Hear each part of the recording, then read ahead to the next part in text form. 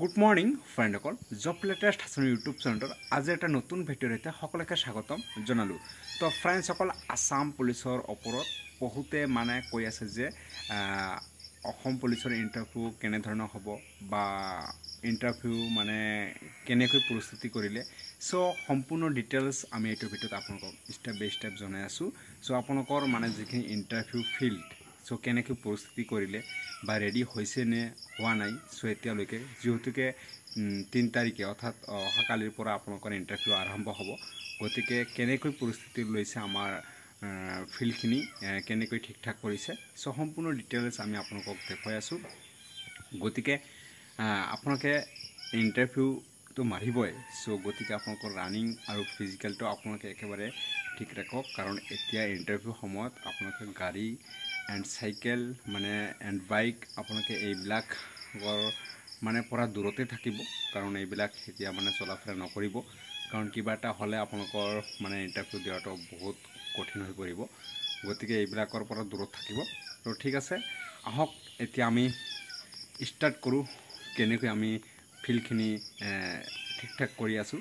So সম্পূৰ্ণ details আমি আপোনালোকক দেখুৱাই আছোঁ। ইয়াত আপোনাৰ ফিজিকেল টেষ্ট হ'ব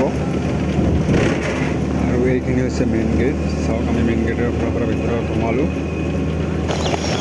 আৰু এইখিনিতে চাওক টোটাল ডকুমেণ্ট চেক কৰা হ'ব আপোনালোকৰ।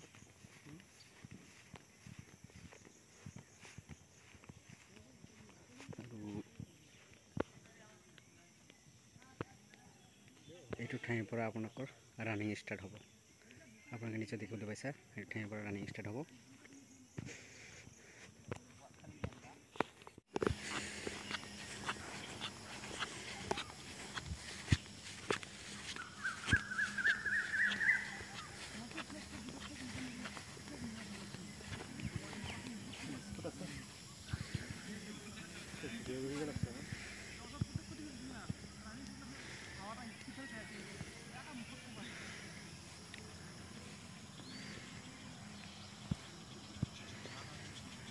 তো এইখিনি লং জাম্পৰ ট্ৰেক হয়।